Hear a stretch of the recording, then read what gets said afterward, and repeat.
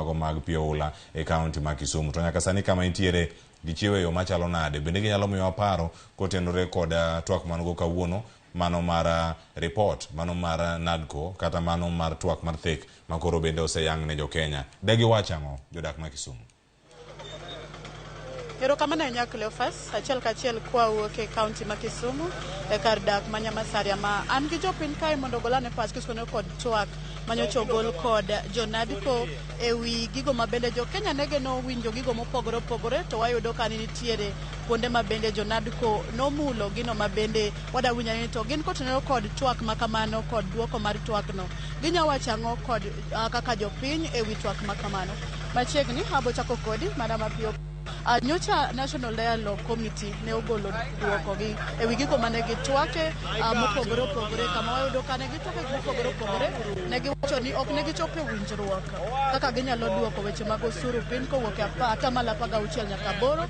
Bende ne gichope winjruok mar golo oko wach juok manokel mar ute ma igero mag nengo goyo man affordable housing. Then bende ne gichope winjruok e wi kaka ginyalo duoko piny nengo ngima. Kind gik moko mopogore opogore bende ne giwuoye kaka chuogo apis makende mabiro chung e tayo duond buche mag siasa mabiro chung pacho kae ni chakisa ni kadhi mbele e kind mamoko. Kaka japiny e wi duoko no inyalo wachango kichako gi nyingi. An iluonga ni Millicent Adhiambo Nyango. An ja ODM motegno kendo an ja Kenya. To gima adwa wacho korka report mowuok ni ok omorwa kata matin kaka wan jo Kenya.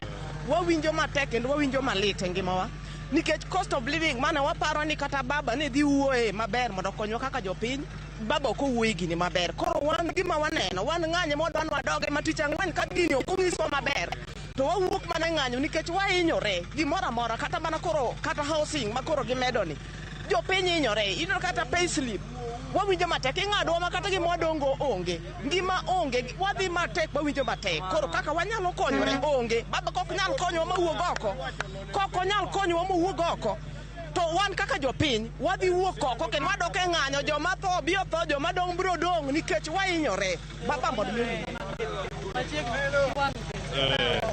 koro iwinjo ne warito duoko mar the National Dialogue, to duoko to nyose wuok, to wan kaka jopiny gima ne wang'eyo mane wamako gik ne gin gik moko abich mane wuoye, to ne wamako gik moko ariyo. Number 1, the audit result ne gini wang'e ni kelonwa the auditing result ni ng'ama noloyo en ng'a, mano ok waneno. Iwinja. Number 2 ne en duoko 8% kaka nyoche en. Nyathiwa onge, mano onge. Iwinjo. Koro ngima to pod ok ber kodwa. Ahinya jomatindo ma dhogi ng'eny. Ngima ok ber kodwa jomatindo. Wahinyore. Koro nye wasewinjo ruodhwa nyoche nowacho ni wa ok ofuwo mondo wawene mondo dialogue okel report. Dong nye winjo ka jakom wuoyo mowacho ni report oseyudo to pok obed kod thuolo mar goye.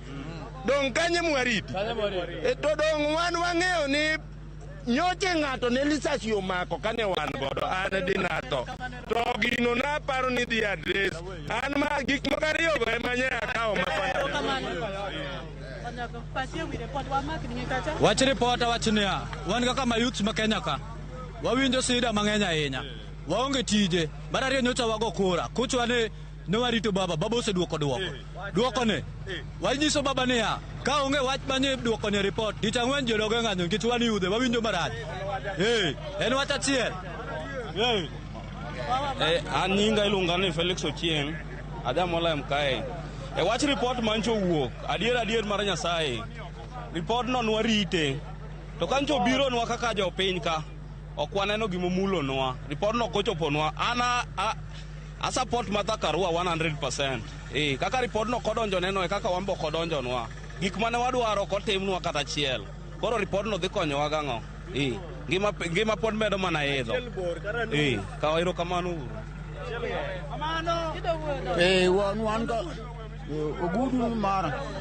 Wan kaka wan yudhe wan ka duoko ko onge kaka waseyudo wasebedo wakwarito okwabirito nyaka piny ru kinyi kendo wagrito wan wabro dok e ng'anyo mondo mi gima ne Kalonzo giro kalo ne ma wan wadhi luwo.